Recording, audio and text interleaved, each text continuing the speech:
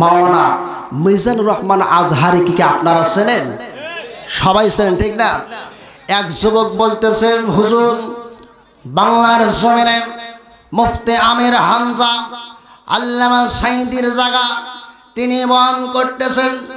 আল্লামা সাঈদীর প্যান্ডেলে এতগুলো লোক হয় নাই, যতগুলো লোক বর্তমান ডক্টর মিজানুর রহমান আজহারির তাফসীর মাহফিলে হয় 10 লক্ষ লোকের সমাগম। আমি সেই যুবকদেরকে জানাইতে চাই, আল্লামা সাঈদীর সাথে টেকনাফ থেকে তেতুলিয়া, রূপসা থেকে পাথুরিয়া, সমগ্র বাংলার জমিনে 68,000 গ্রামে আল্লামা সাঈদীর মতো সন্তান বাংলার জমিনে আর কোনোদিন হবে না। গোটা পৃথিবীর মুসলমানেরা জেনে রাখো, আল্লামা সাঈদী বর্তমানে যদি বাংলার কোনো একটি এলাকায় যদি ওয়াজ করার মতো সুযোগ পায়, শুধু আজহারের মাহফিলে 10 লক্ষ মানুষ হয়, আল্লামা সাঈদীর মাহফিলে 1/2 কোটি লোক হবে। কথা বলেন ঠিক কি না? মুসলমান ভাইরা আমার,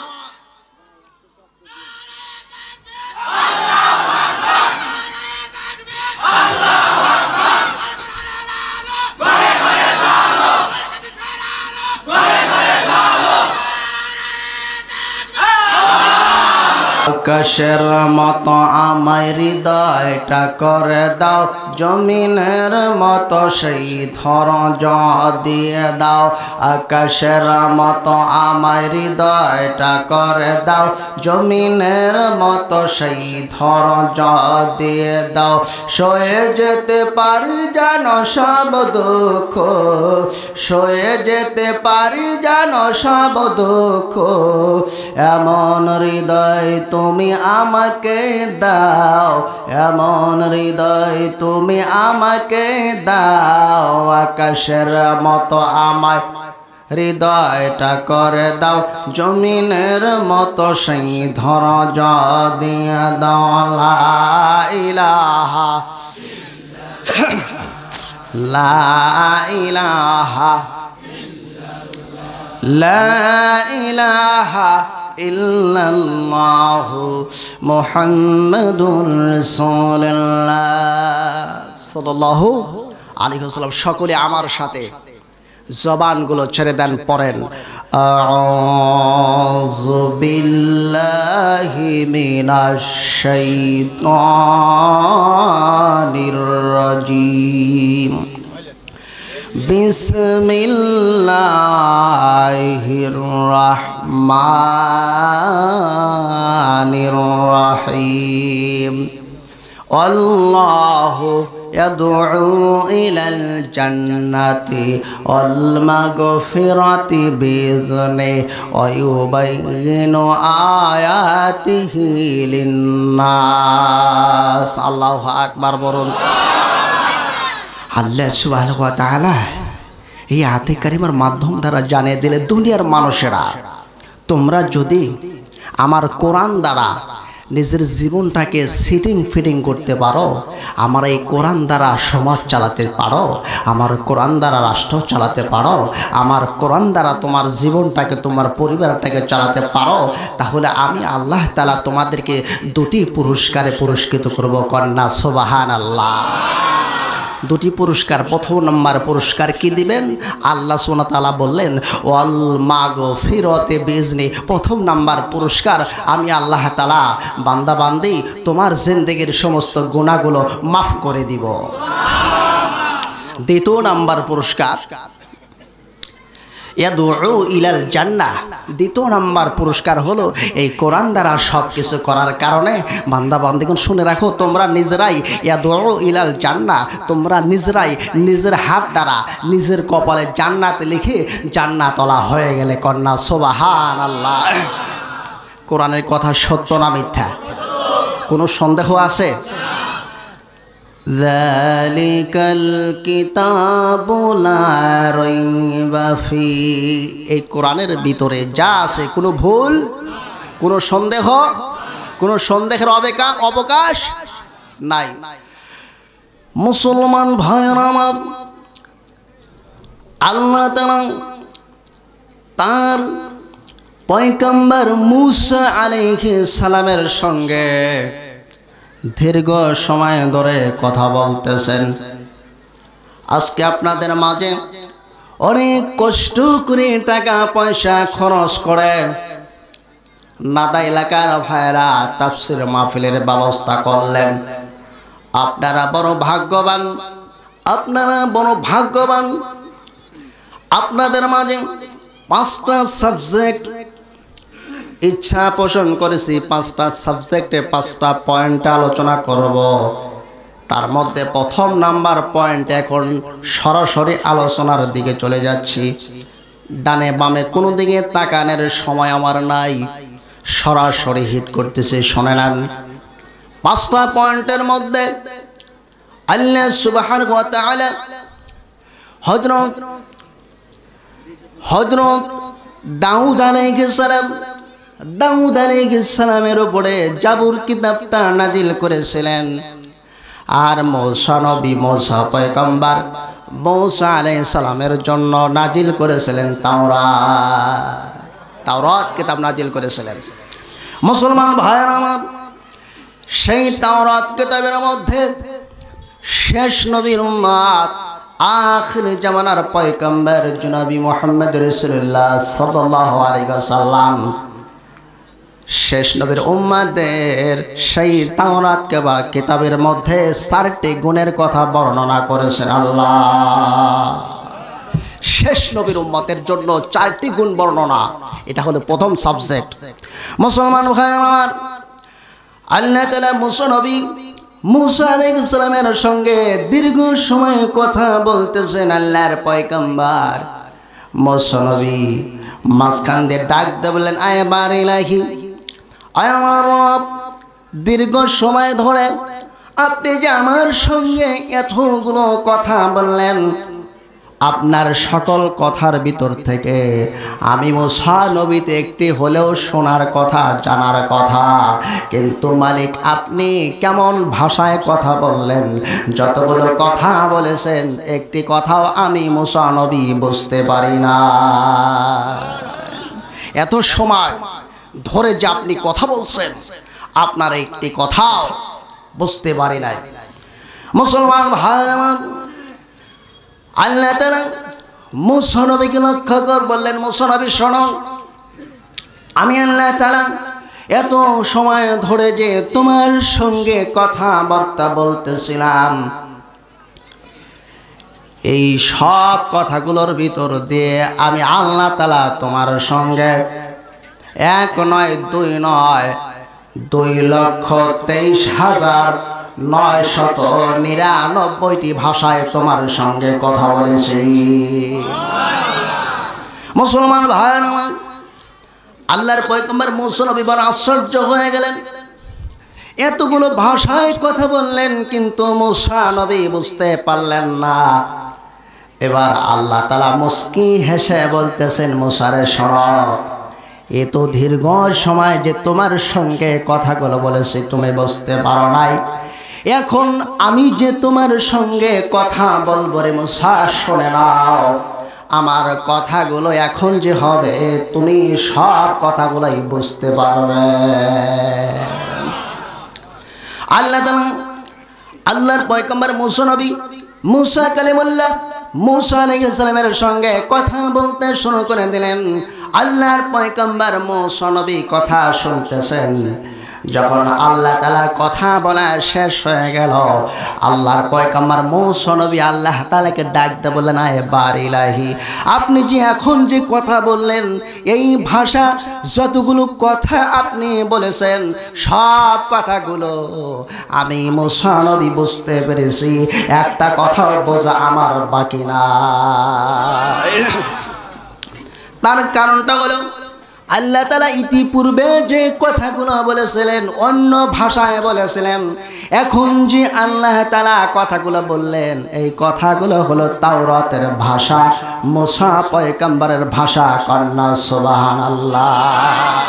মুসলমান ভাইরা আমার, মূসা পয়গম্বর ডাক দিয়ে বললেন, আল্লাহ আপনি যে আমার তাওরাতের ভাষায় কথা বললেন, আপনি সব কথাগুলোর ভিতরে শেষ নবী আখিরি জামানার পয়গম্বর জনাবি মুহাম্মদ রাসূলুল্লাহ সাল্লাল্লাহু আলাইহি সাল্লামের কথা বললেন এবং তার শেষ নবী তিনি হলেন শেষ নবী আখিরি জামানার পয়গম্বর জনাবি মুহাম্মদ রাসূলুল্লাহ সাল্লাল্লাহু আলাইহি সাল্লামের শেষ নবীর 4টি গুণের বর্ণনা আপনি তাওরাত কিতাবে দিলেন। 4টি গুণের বর্ণনা আপনি দিলেন। প্রথম নাম্বার গুণ আপনি বললেন শেষ নবীর উম্মত যারা হবে, প্রথম নাম্বার গুণ তাদের ভিতরে হবে দুনিয়ার জমিনের শেষ নবীর উম্মত যারা হবে, এই শেষ নবীর উম্মতগুলো প্রথম নাম্বারে দুনিয়ার জমিনে যতগুলো কাজ করবে সকল কাজের শুরুতে তারা পড়বে বিসমিল্লাহ।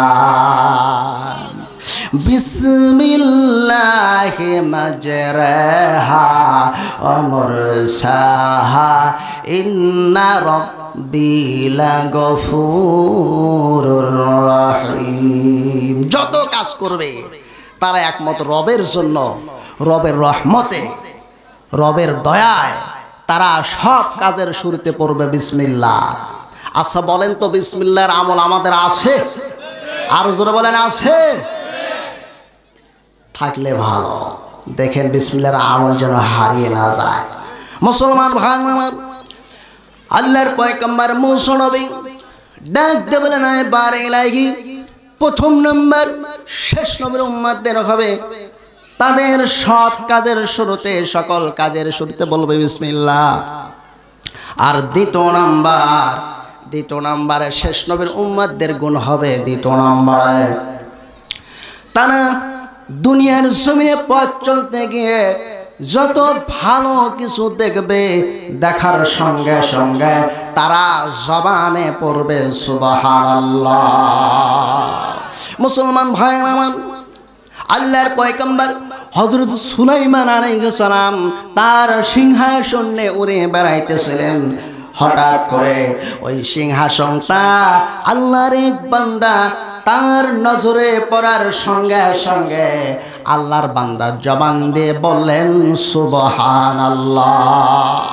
সুবহানাল্লাহ বলার কারণে এই শব্দটা আল্লাহর পয়গম্বর সুলাইমান নবীর কানে চলে গেল। সুলাইমান নবী বাতাসকে হুকুম করলেন, বাতাস তুমি তত্ত্বটা এই জায়গার ভিতরে নামায়া দাও। এবার বাতাস সুলাইমান নবীর কথা শুনলেন, সিংহাসনটা থেমে গেল, নিচে নেমে গেল। নিচে নেমে যাওয়ার পর এরপরে সুলাইমান নবী 2 জন সৈন্য পাঠিয়ে দিলেন। ওই জায়গার ভিতরে আল্লাহর এক বান্দা দাঁড়িয়ে আছে, তাকে আমার কাছে ধরে নিয়ে আসো। এবার 2 জন সৈন্যকে ঠিক ঘটনা মতো দেখলেন সেখানে আল্লাহর এক বান্দা দাঁড়িয়ে আছে। তাকে বললেন চলো আমাদের বাদশার কাছে যেতে হবে, আমাদের নবীর কাছে যেতে হবে, তুমি এখন গ্রেফতার হয়ে গেছ। মুসলমান ভাই আমার, আল্লাহর বান্দা কাকুতি মিনতি করতেছেন, আমার কি দোষ, আমার কি অপরাধ যে অপরাধের কারণে আমি গ্রেফতার হয়ে গেলাম। এবার বললেন আমরা জানি না, জানে হলেন নবী। এবার যখন তাকে গ্রেফতার করে নবীর কাছে, নবী সুলাইমানের কাছে নিয়ে যাওয়া হলো, এমন সময় আল্লাহর পয়গম্বর সুলাইমান আলাইহিস সালামকে দেখে আল্লাহর বান্দা বলতেছেন, ওগো আল্লাহর পয়গম্বর সুলাইমান নবী, আপনার তো কোনো ক্ষতি করি নাই, আমি তো তেমন কোনো কিছু করি নাই, কিন্তু আপনি আমাকে কেন গ্রেফতার করে নিয়ে আসলেন? এবার আল্লাহর বান্দা সুলাইমান নবী ডাক দিয়ে বললেন, ওগো আল্লাহর বান্দা ঠিকই বলেছ, তুমি তেমন কিছু করো নাই, কিন্তু আমি তোমাকে গ্রেফতার করে নিয়ে আসার একটাই কারণ, সেই একটাই কারণ হলো তুমি যে একবার সুবহানাল্লাহ বলেছ, ওই সুবহানাল্লাহটা আমি সুলাইমানকে দিয়ে দাও। আর যে আমার বিশাল সিংহাসনটা দেখতেছ, এই সিংহাসনটা তুমি নিয়ে নাও। আল্লাহর বান্দা একটু থমকে গেলেন, ব্যাপারটা কি রে? আমি বললাম সুবহানাল্লাহ, আর সে সুবহানাল্লাহ নিয়ে নিতে চায়, আর এত বিশাল সিংহাসন। একজন 2 জন নাকি কমপক্ষে 3 লক্ষ মানুষ সেই সিংহাসন, সেই তক্তের সেই জাহাজে উঠতে পারে। কন্যা সুবহানাল্লাহ। এত বড় বিশাল সিংহাসন দেখতে চাই, ব্যাপারটা কি? কিছুক্ষণ পরে বলছো না, আমার সুবহানাল্লাহ আপনাকে দেওয়া যাবে না। বলে ঠিক আছে, তুমি যেহেতু তোমার সুবহানাল্লাহ দিবে না, তাইলে আমি চলে যাই। বলে না, তাও যাওয়া যাবে না। কেন? আমি হইলাম নবী, আমাকে নিষেধ করার মতো তো কেউ থাকার কথা না। কি বলেন? কয় না, তাও যাওয়া যাবে না। বললো কেন যাওয়া যাবে না? এইবার আল্লাহর বান্দা ডাক দিয়ে বললেন, ওগো আল্লাহর পয়গম্বর সুলাইমান নবী, সুলাইমান আলাইহিস সালাম, আপনার সঙ্গে আমার কথা আছে। আপনার সঙ্গে কথা হলো, আপনি যত সিংহাসনটা আমাকে দিয়ে আপনি যে সুবহানাল্লাহটা নিয়ে নিতে চাচ্ছেন, এই বিশাল সিংহাসনটা তো আমি নেব না, কিন্তু আপনি আমার সুবহানাল্লাহটা কেন কেন নিতে চান, এই বিষয়টা আমি একটু জানতে চাই। আমি যে একবার সুবহানাল্লাহ বললাম, এই সুবহানাল্লাহ বলার কারণে আমার নসিবে, আমার তাকদীরে, আমার ভাগ্যে কি হলো, এইটা আপনাকে বলে যেতে হবে। আল্লাহর পয়গম্বর সুলাইমান নবী কি বললেন শোনেন। 85 আলাইহি মানে মুহাক্কিক শুধু বখাকার কে কদম বা খুদা গুদান বেআজ তখতে সুলাইমানি। আল্লাহর পয়গম্বর সুলাইমান নবী, সুলাইমান আলাইহিস সালাম ডাক দিয়ে বললেন, ওগো আল্লাহর বান্দা শুনে নাও, আল্লাহ তাআলার কাছে আমি সুলাইমান নবীর সিংহাসনটা, আমি সুলাইমান নবীর যে বিশাল সিংহাসনটা দেখতেছ, এই সিংহাসনের চাইতে আল্লাহ তাআলার কাছে তুমি যে একবার সুবহানাল্লাহ বলেছ, ওই একবার সুবহানাল্লাহ বলাটা আমি সুলাইমান নবীর সিংহাসনের চাইতে আল্লাহ তাআলার কাছে কোটি কোটি গুণে বেশি দামি হয়ে গেছে। মুসলমান ভাই আমার, এই জন্য সে আখিরি জামানার পয়গম্বরের নবী মুহাম্মদ রাসূলুল্লাহ সাল্লাল্লাহু আলাইহি ওয়াসাল্লাম তার উম্মতের দ্বিতীয় নাম্বার গুণ বর্ণনা করলেন তাওরাত কিতাবের মধ্যে।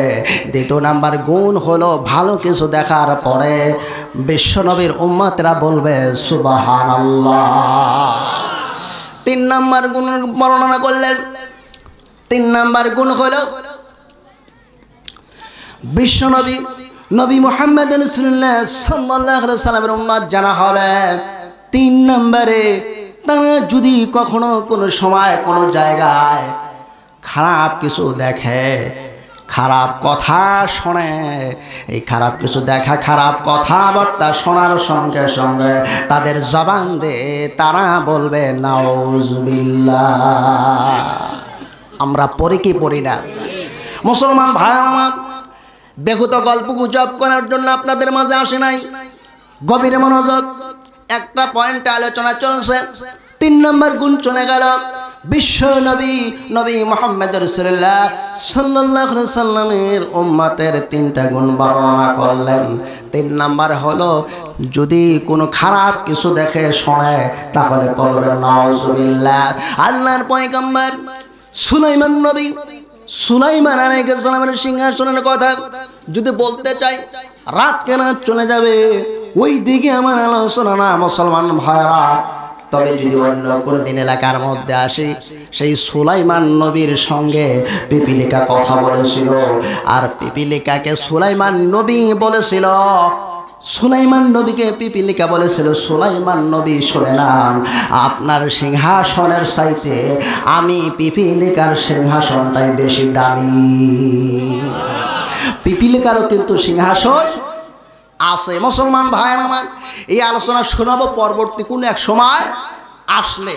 মুসলমান ভাইয়ের আমার, বিশ্বনবী আখির জামানার পয়গম্বর জনাবি মুহাম্মদ রাসূলুল্লাহ সাল্লাল্লাহু আলাইহি সাল্লামের 4 নাম্বার গুণ বর্ণনা করলেন তাওরাত কিতাবের মধ্যে।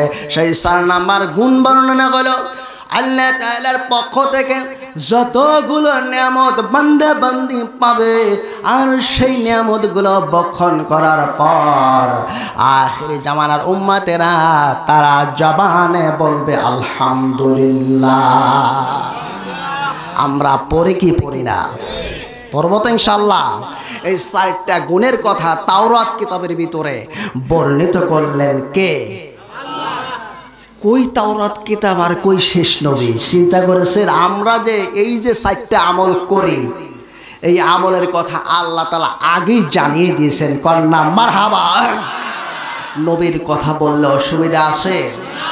বিশ্ব নবীর কথা বললে যাদের চুলকায়, যাদের শরীরের ভিতরে জ্বালাপড়া করে, বুঝতে হবে এদের ঈমানের মধ্যে ঘাটতি আছে, এদের রক্তের ভিতরে ভেজাল আছে। হয় সুদের টাকা, না হয় ঘুষের টাকা, না হয় তার জন্মের ভিতরে দোষ আছে। কথা বলেন ঠিক না বেঠে? মুসলমান ভাই আমার, বিশ্ব নবী নবী মুহাম্মদ রাসূলুল্লাহ সাল্লাল্লাহু আলাইহি ওয়াসাল্লাম, তিনি হলেন সর্বকালের সর্বযুগের সেরা নবী, শ্রেষ্ঠ নবী, মহামানব। চিৎকার করে বলেন মারহাবা। সেই নবীর আদর্শ, যেই নবীর সুপারিশ ছাড়া কোনো ব্যক্তি জান্নাতে যেতে পাবে না। পরপারে কবরের জগতে আখিরাতে কোনো একটি জায়গায় নবীকে ছাড়া যেই ব্যক্তি পার পাবে না, সেই ব্যক্তি আবার নবীকে ছাড়া বাহাদুরি বেটা করে দেখায় কি করে? কথা বলেন ঠিক না বেঠে? আমরা আল্লাহ তাআলার দরবারে কিভাবে কোন সিস্টেমে দোয়া করব জানার দরকার আছে না নাই?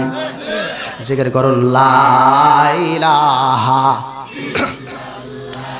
ইল্লাল্লাহ, লা ইলাহা ইল্লাল্লাহ, লা। মুসলমান ভাই, আল্লাহ তাআলা কুরআনুল কারীমের ভিতরে শিখিয়ে দিলেন, পড়ুন সবাই, রব্বিগফিরলি ওয়ালিওয়ালিদাইয়া ওয়ালিল মুমিনিনা ওয়াল মুমিনাত। আল্লাহু আকবার বলুন। আল্লাহ তাআলা শিখিয়ে দিলেন, তোমরা এইভাবে দোয়া করো, আয় আল্লাহ তাআলা আমার পিতা মাতাকে এবং দুনিয়ার সমস্ত মুমিন মুমিনাতদেরকে আপনি মাফ করে দেন।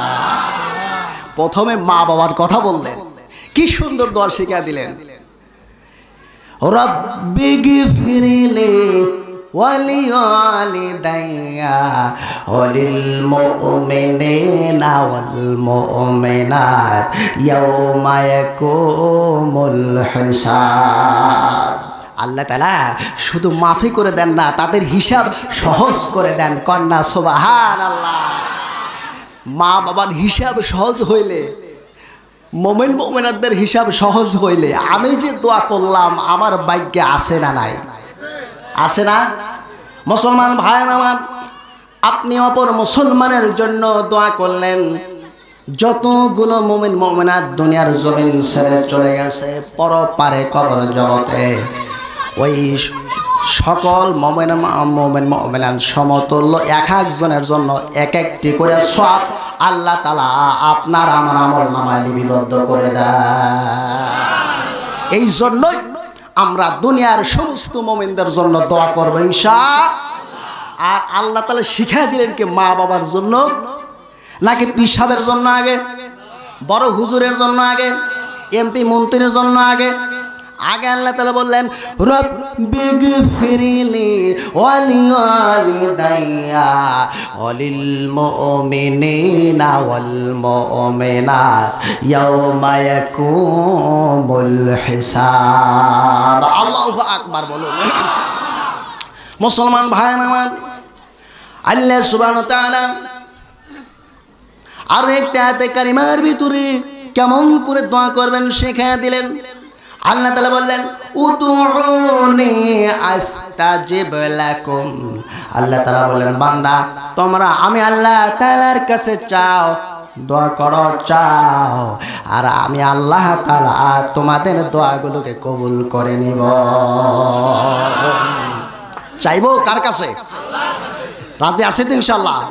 হাত তুলে দেখান, চাবো আজ থেকে আল্লাহর কাছে। আল্লাহ তোমার এই বান্দা বান্দির হাতগুলোকে কবুল করে নাও। সকলে বলুন আমিন। আর আজকে ওয়াদা করলো দুনিয়ার কোন মেম্বার, চেয়ারম্যান, এমপি, মন্ত্রী, মিনিস্টার এদের কাছে চাবে না। যা দরকার সরাসরি তোমার কাছে চাবে। আল্লাহ তোমার দরবারে ফেরেশতাদের দ্বারা আজকের হাতগুলোকে কবুল করে নাও। আল্লাহ কিয়ামতের ময়দানে আজকের চাওয়াটা দুনিয়ায় পুরা করে দিও, আর কিয়ামতের কঠিন মুসিবতের সময় এদেরকে তোমার আরশের নিচে ছায়া দিও। সকলের জবান খুলে বলুন আমিন। হাত নামান। মুসলমান ভাই আমার, বিশ্ব নবী নবী মুহাম্মদ রাসূলুল্লাহ সাল্লাল্লাহু আলাইহি ওয়াসাল্লাম বললেন, আদ-দুআউ হুয়াল ইবাদা, দোয়াই হলো ইবাদত। কন্যা সুবহানাল্লাহ। অনেকেই বলে দোয়া নাই। আচ্ছা দোয়া নাই বলো কেন? চাইবা আল্লাহর কাছে, নিষেধ করো কেন? কার কাছে চাইবা? আল্লাহর কাছে না চাইলে কার কাছে চাইবা? কেন নিষেধ করো? তোমার অসুবিধা কোথায়? হ্যাঁ, হাম তো দেনে কে তো তৈয়ার হ্যায়, जो ना मांगे उसे तो बेजार है। আল্লাহ বলে, বান্দা আমি তো তোমাদেরকে সব সময় দেওয়ার জন্য তৈয়ার, কিন্তু তোমরা যারা আমি আল্লাহ তাআলার কাছে না চাও, আমি আল্লাহ তাদের প্রতি বেজার। কন্যা সুবহানাল্লাহ। দুনিয়ার মানুষের কাছে চাইলে বেজার, কি বলেন? আর আল্লাহ তাআলার কাছে চাইলে তিনি খুশি। কন্যা সুবহানাল্লাহ। এই এমন আল্লাহ দুনিয়ার অন্য কোনো জাতি পায় নাই, পাইছে মুসলমান। কথা বলে ঠিক কিনা? দুনিয়ার কোন জাতি বলতে পারে না আল্লাহ, শুধু মুসলমানেরাই বলতে পারে আল্লাহ। কেমন আল্লাহ পাইছি? এই যে কত পাপাচার করে সাথে সাথে ঘাটটা টিকটা ধরতো, ছোটার কায়দা ছিল, কিন্তু আল্লাহ মাফ করে দিয়েছেন। মুসলমান ভাইয়ের আমার, সেই আল্লাহর কাছে চাইবে না তো খাজা বাবা গাজা বাবার কাছে চাইবে? স্বয়ং রব যিনি আপনাকে আমাকে সৃষ্টি করেছেন সেই মহান মাবুদের কাছে যাব। রাজি আছে তো ইনশাআল্লাহ? মুসলমান ভাই আমার,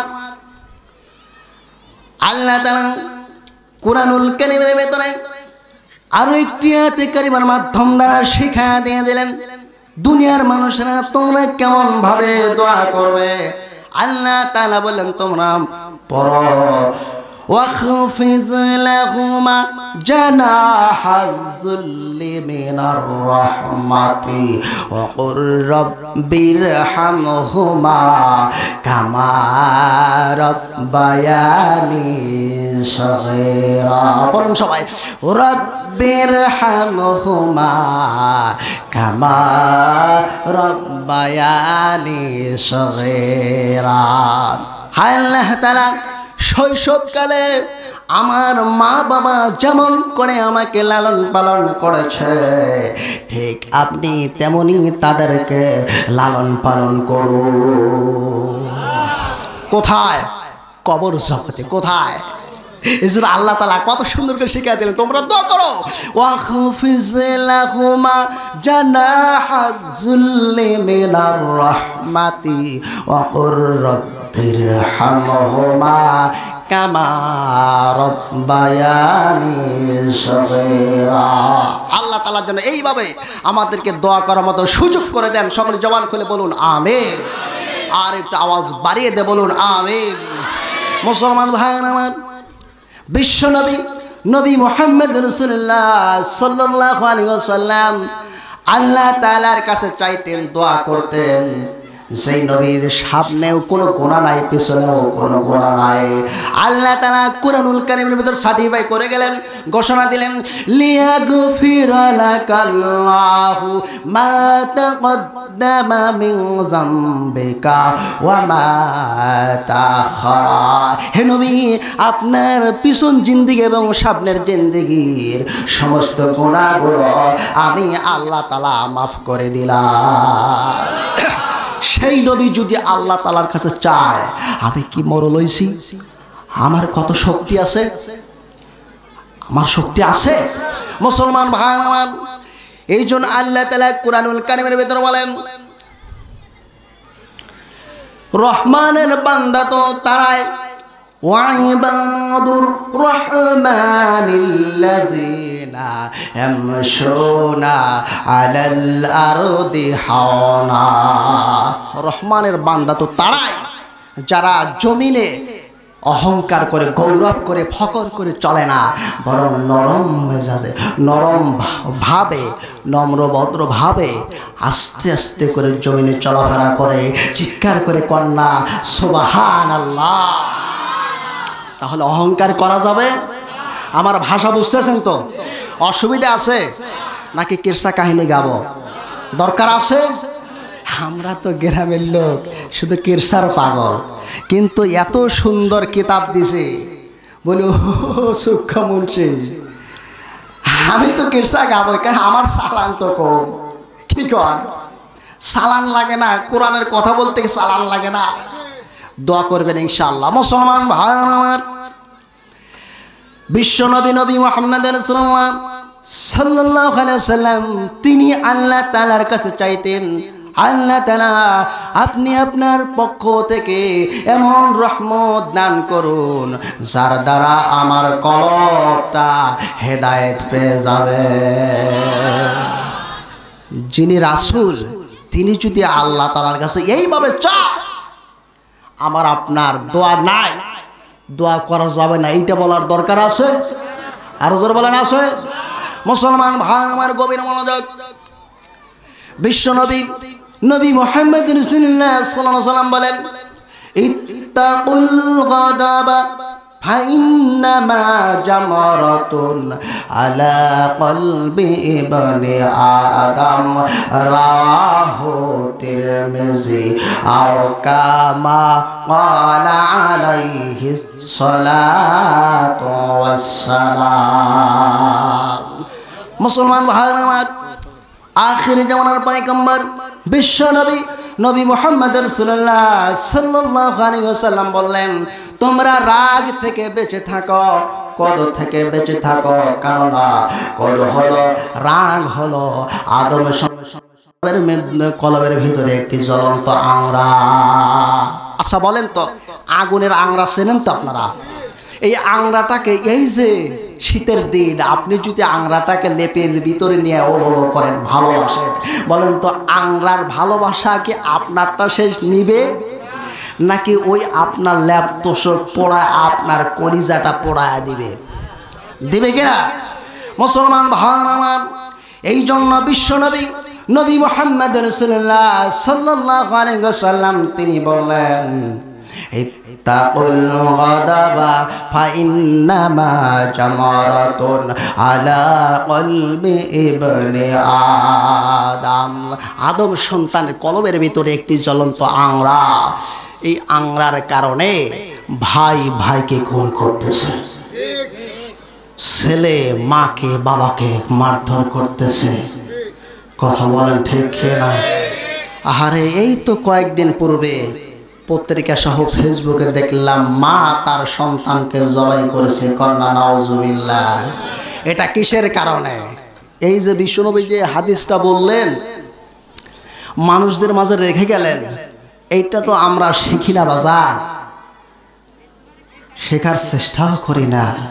আহারে, মাকে কিভাবে একটা সন্তান মারতে পারে? যেই মা গর্ভে ধরেছে, যেই মার সম্মান করার কথা বলেছে, যেই মাকে কষ্ট দিলে স্বয়ং আল্লাহ কষ্ট পায়, যেই বাবাকে কষ্ট দিলে স্বয়ং মালিক কষ্ট পায়, সেই মাকে সন্তান কিভাবে জবাই করতে পারে? ওই রকম সন্তান মা বাবার হওয়ার চাইতে না হওয়া ভালো। কথা বলেন ঠিক না বেঠিক? মুসলমান ভাই আমার, খেয়াল করবেন।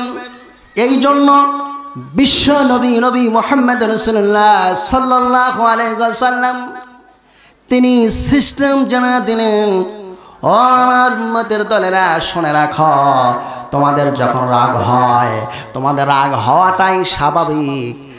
আর যখন রাগ হবে, রাগ অবস্থায় তুমি দাঁড়িয়ে থাকলে বসে পড়ো। বসে যদি তোমার রাগটা যদি তুমি শেক না দিতে পারো, তাহলে তুমি কি করবা? বসা অবস্থায় তুমি জমিনে শুয়ে পড়ো। জমিনে শুয়েও যদি তোমার রাগটা সেক না দিতে পারো, তাহলে তুমি শোয়ার পরে তুমি নিজে নিজেই গড়াগড়ি করতে থাকো। একটা জিনিস আপনাদের কাছে বলি, ওই ছোট ছোট বাচ্চারা কয় 5টা টাকা বড় কয় কি কয় না, এই ছেলে মেয়েদেরকে এইরকম করলে কিন্তু অনেক সময় মানে না। যখন আপনার তখন ওই ছেলেটা কি করে জানেন, ওই জোপের বেড়া আছে না, আপনারা কি বলেন, জোপের বেড়া বা যাই হোক না কেন, যা কাছে পায় ওই লাগতে নিয়ে শুরু করে, নাইলে একটু ভাঙ্গা ডেলি নিয়ে শুরু করে, কি বলেন ঠিক কিনা? তাহলে তার মানে ওই ছেলেটা রাগ আছে। বাচ্চা মানুষ রাগ করে জোপের ভেড়া ভাঙতেছে, কিন্তু তুমি যে শৈলী মধ্যে 6 পোলার বাপ, তুমি যে রাগ করো, তোমার রাগটাকে সেক দিতে হবে না? তোমার রাগের কারণে তুমি তো জোপের বেড়া ভাঙবে না, তুমি মানুষের কল্যাণ নামাইবা। কথা বলেন ঠিক কিনা? মুসলমান ভাই আমার, এই জন্য বিশ্ব নবী নবী মুহাম্মদ রাসূলুল্লাহ সাল্লাল্লাহু আলাইহি ওয়াসাল্লাম সুন্দর করে সিস্টেম জানা দিলেন। আজকে থেকে নিয়ত করি আমার ভাইরা, জীবনে কোনোদিন রাগ হয়ে কোনো মানুষে আঘাত করবো না। কারা কারা রাজি আছে হাতটা দেখান তো দেখি। লিল্লাহি তাকবীর, আল হাদিসের আলো, আল কোরআনের আলো, আমার নেতা তোমার নেতা। মাশাআল্লাহ, হাত টান করে রাখেন, বলেন আল্লাহ আমাদেরকে দুনিয়ার জিন্দেগিতে যতদিন বাঁচিয়ে রাখো, আমাদের রাগ থেকে সেক দিয়ে ভালো কাজে নিয়োজিত থাকার তৌফিক দিও। সকলে জবান খুলে বলুন আল্লাহুম্মা আমিন। হাত নামান। মুসলমান ভাইরা, 2টি পয়েন্ট আলোচনা হয়ে গেল, এবার আসেন 3 নম্বর পয়েন্ট। আমরা বিয়ে করছি না করি নাই? হ্যাঁ, আচ্ছা কারা কারা বিয়ে করছেন হাতটা একটু উঠান তো। বিয়ে যারা করছেন দেখি তাকবীর দেন তো। বিয়ে যারা করছেন তারা তাকবীর দেন তো দেখি। ওবে না, একজন দেন আর সবাই উত্তর দেন দেখি। বিয়ে যারা করছেন বলেন দেখি। লিল্লাহি কেউ না?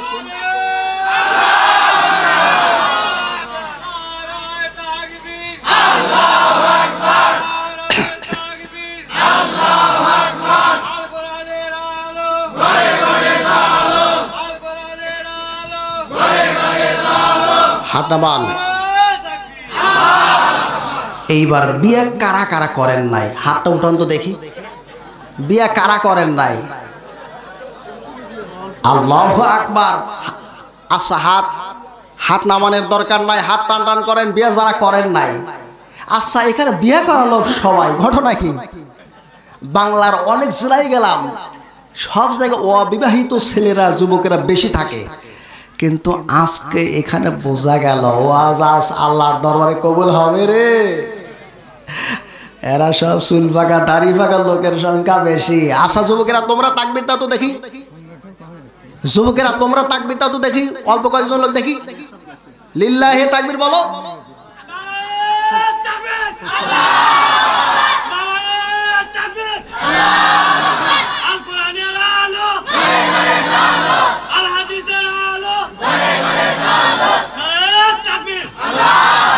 মাশাআল্লাহ, খুব খুশি আপনাদের আচরণে। আলহামদুলিল্লাহ, আপনারাও পড়ুন আলহামদুলিল্লাহ। মুসলমান ভাই আমার, যারা বিবাহ শাদী করেছি তাদের সমস্যা নাই, আবার সমস্যা আছে, কিন্তু যারা বিবাহ শাদী করেন নাই তারাও খেয়াল করেন। আমরা যারা পুরুষরা বিবাহ শাদী করেছে, আমাদের ছেলে মেয়েরা আছে না নাই? আল্লাহ সুবহানাহু ওয়া তাআলা পবিত্র আল কুরআনুল কারীমের মধ্যে ঘোষণা করলেন, ওয়াতুন নিসা সাদুকাতিহিন্না নিহলা ফাইন তিবনা লাকুম আন শাইইম মিনহু নাফসান ফাকুলুহু হানিআম মারিআ। মুসলমান ভাইরা, আল্লাহ তাআলা এই আয়াতে কারিমার মাধ্যম দ্বারা জানিয়ে দিলেন, তোমরা স্ত্রীদের মহরানা দাও খুশি মনে, আনন্দ চিত্তে, তোমার মনটা যেন বেজার না হয়। তোমরা স্ত্রীদের মহারানা দাও খুশি মনে। বলেন তো ওই মহারানা আমরা কি ঠিক মতো আদায় করেছি? ভেজাল আছে, ভেজাল পুরো মতো লেগে গেছে রে। আমি যখন পূর্ণিমাকে বিবাহ শাদী করে নিয়ে আসলাম, ওই যুবক মনে মনে চিন্তা করতেছে, মইনুল ইসলাম শাহজাদপুর হুজুরকে নায়িকা পূর্ণিমা বিয়ে করলো নাকি? না, যুবক ভাই নাই, সেই নায়িকা পূর্ণিমা, চিত্র জগতের নায়িকা পূর্ণিমার কথা কিন্তু বলছি না। আমাদের ঘরে যে পূর্ণিমাগুলো রয়েছে, স্ত্রীগুলো রয়েছে, তাদের কথা বলতেছি যুবক ভাই, খুব গভীর মনোযোগ।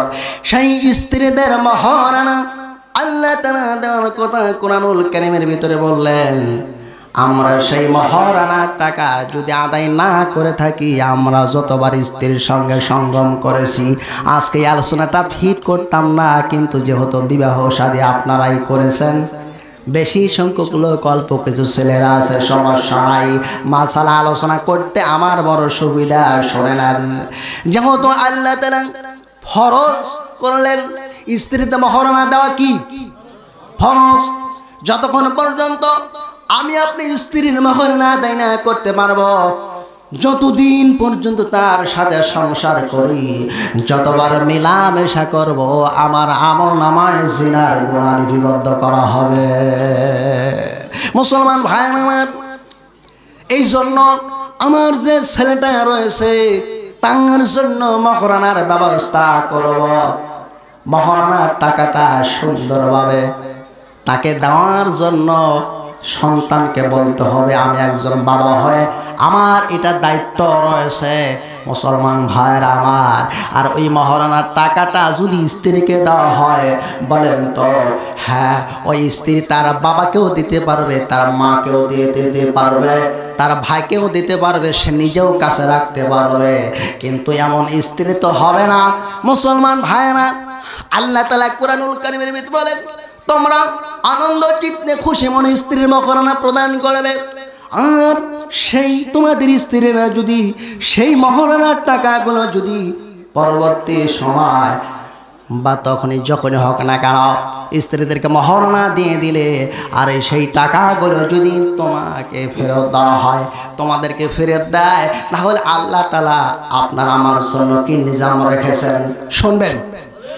আল্লাহ তাআলা স্ত্রী যদি পুনরায় সেই টাকাগুলো যদি ফেরত দেয়, তাহলে আমার আপনার জন্য আল্লাহ তাআলা কুরআনুল কারীমের ভিতরে কি বিধান জারি করে দিলেন শোনেন।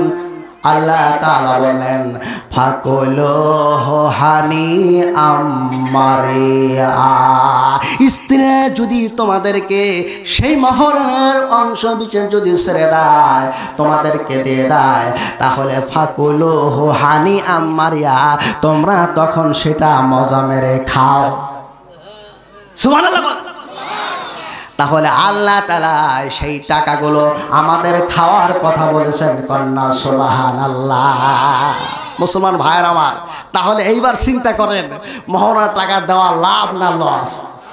ওই টাকা আপনারই থাকবে, কিন্তু এই চিন্তা করে দেওয়া যাবে না, হায় আমি পাবো, এটা করা যাবে না। ওই যে আল্লাহ তাআলা তো বলে দিল, আগে ইঙ্গিত করে দিল যে খুশি মনে তুমি এটা ভাবো না, স্ত্রীকে দাও খুশি মনে, লিল্লাহি, একমাত্র আল্লাহ সন্তুষ্টর জন্য স্ত্রীকে খুশি করো, এটাই হলো আল্লাহ তাআলার পক্ষ থেকে বিধান, ফরজ, কন্যা সুবহানাল্লাহ।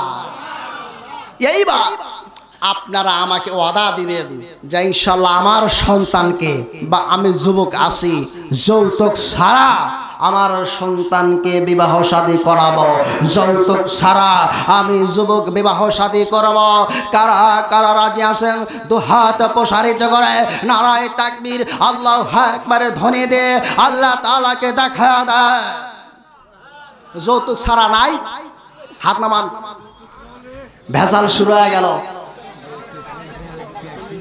এ বাজান, ওয়াজ করবেন নিয়েছেন, কালকে এই যুবকেরা আপনাদের বিরুদ্ধে কমপ্লেন দেবে যে মইনুল ইসলাম শাহজাদপুরি হুজুরকে নিয়ে আসছিলেন, এরা সব আমাদের বিরুদ্ধে বলে গেছে, আমাদের ভেজাল লাগা গেছে।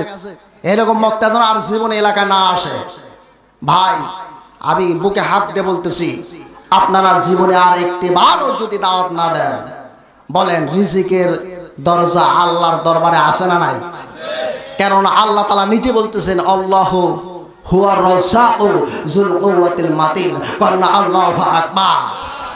রিজিকের ব্যবস্থা কার হাতে হয়? সুতরাং আপনারা দাওয়াত দিবেন কি না দিবেন এটা আমার বিষয় না। আপনারা একটু বুকে হাত দিয়ে বলেন, আমার সন্তানকে আমি গুনাহগার, আজকে তাফসীর মাহফিলে ওয়াদা করলাম আমার সন্তানকে বিবাহ শাদী করাবো, আমার পুত্রবধূকে মহারানার টাকা আল্লাহ তাআলা যে কোরআনের ভিতরে হুকুম জারি করেছেন এই হুকুমটা আমি মানব। আপনি যদি নিয়ত করেন আর আপনার সন্তান যদি সেইভাবে যদি দুনিয়ার জমিনে চলতে পারে, মুসলমান ভাইরা, আব্দুল কাদের জিলানী রাহমাতুল্লাহ আলাইহি আসবে না, এটা সত্য কথা।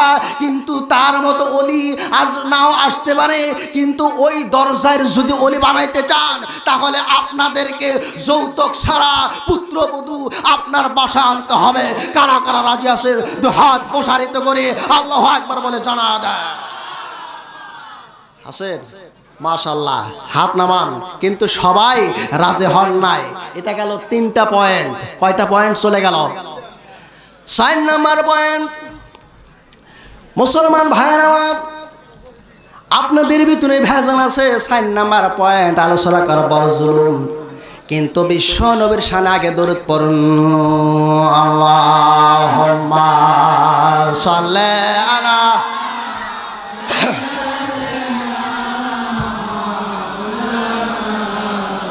ওয়া আলা আলি মাওলানা মুহাম্মদ, আল্লাহুম্মা সাল্লি আলা। আমি জীবনে একবার মদিনায় যাব, সালাম জানাবো নবীর কদমে, সালাম জানাবো। আমি জীবনে একবার মদিনায় যাব, আরাফাতের ময়দানে গেলে জীবনের গুনাহ মাফ হয়, খোদার রহমত সেথায় রাত দিন বর্ষণ হয়।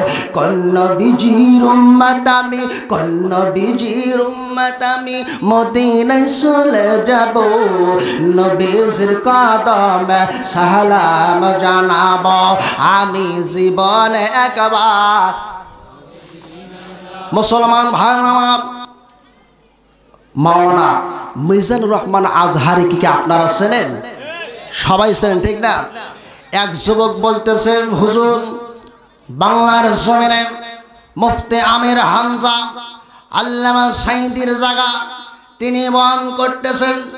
আল্লামা সাঈদীর প্যান্ডেলে এতগুলো লোক হয় নাই, যতগুলো লোক বর্তমান ডক্টর মিজানুর রহমান আজহারির তাফসীর মাহফিলে হয়, 10 লক্ষ লোকের সমাগম। আমি সেই যুবকদেরকে জানাইতে চাই, আল্লামা সাঈদীর সাথে টেকনাফ থেকে তেতুলিয়া, রূপসা থেকে পাথুরিয়া, সমগ্র বাংলার জমিনে 68,000 গ্রামে আল্লামা সাঈদীর মতো সন্তান বাংলার জমিনে আর কোনোদিন হবে না। গোটা পৃথিবীর মুসলমানেরা জেনে রাখো, আল্লামা সাঈদী বর্তমানে যদি বাংলার কোনো একটা এলাকায় যদি ওয়াজ করার মতো সুযোগ পায়, শুধু আজহারের মাহফিলে 10 লক্ষ মানুষ হয়, আল্লামা সাঈদীর মাহফিলে 1.5 কোটি লোক হবে। কথা বলেন ঠিক কি না? মুসলমান ভাইরা আমার,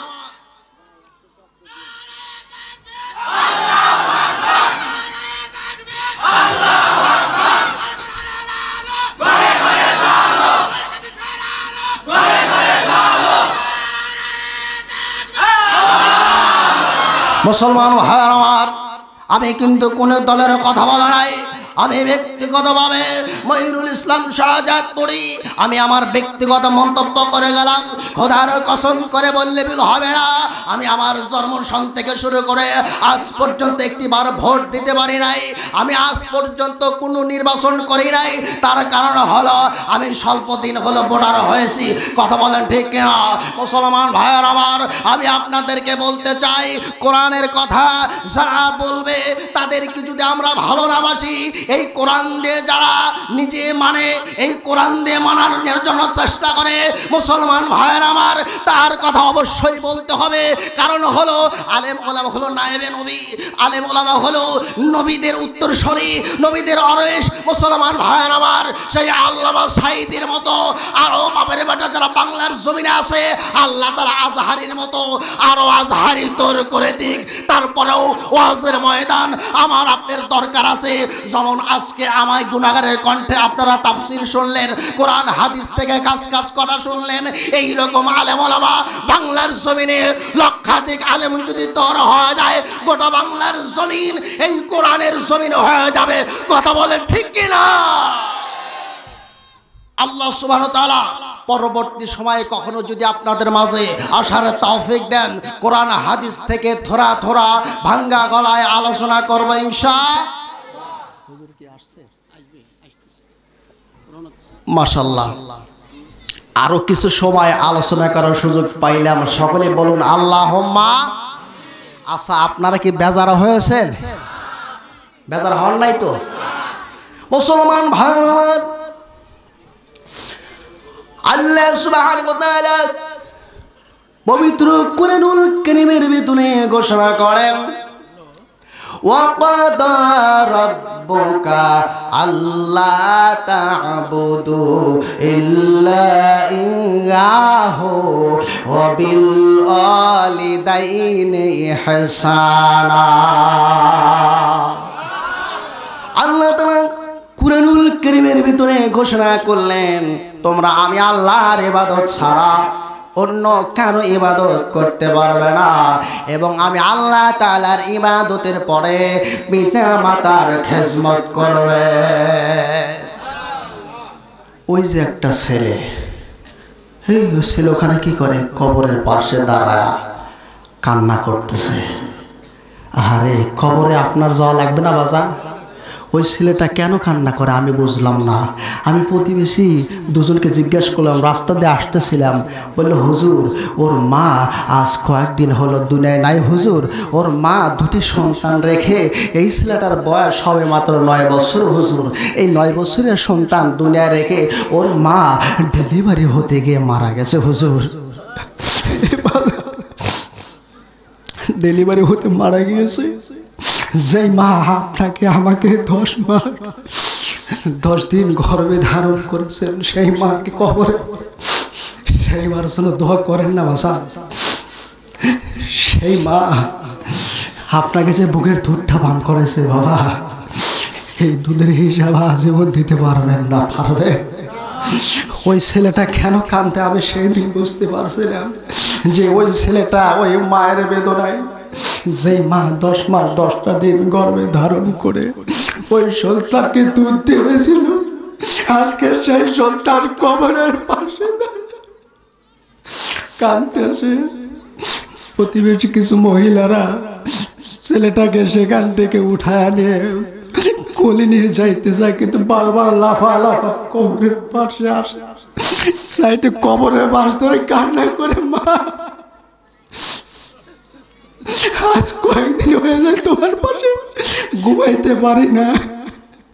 ওই মা কবরে কান্দে, আর তাফসীর মাহফিলে মার জন্য দোয়া করবেন, এটা তো হতে পারে না ভাজান রে। ওই কবর প্রত্যেকটা মানুষের জন্য আছে।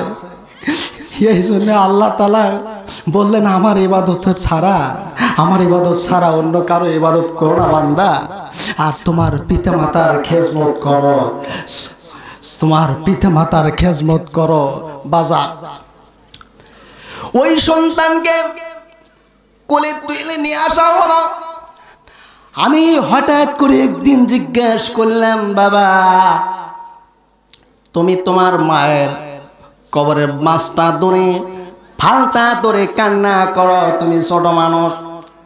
বলে হুজুর আমার মা মারা গিয়েছেন, কিন্তু মারাটা কি জিনিস আমি তো বুঝি না। আমার মা মাটির মধ্যে শুয়ে আছে, আমি কি মায়ের কাছে যেতে পারবো না? ডাকতে বললাম, বাবা তোমার জীবনে কোনোদিন সম্ভব হবে না তোমার মায়ের কাছে যাওয়া।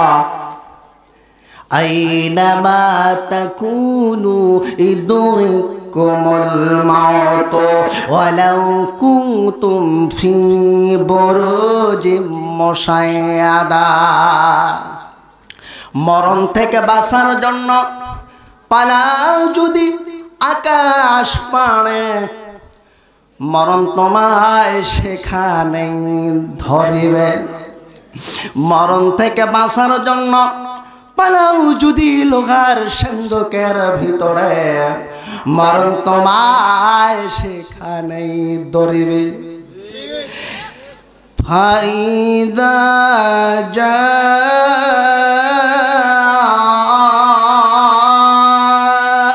আজালুহুম লা ইস্তাখিরুনা সাআতাও ওয়া লা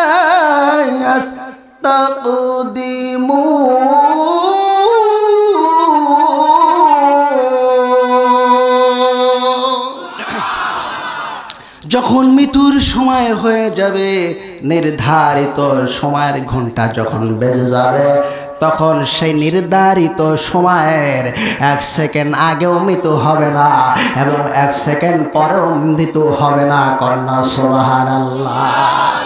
মুসলমান ভাই আমার, বাদশাহ সূরা সূরা তাবারাকাল্লাযী, সূরা মূল শব্দের অর্থ হলো বাদশাহ। এই জন্য আমি সূরাটার নাম আমি বলি বাদশাহ।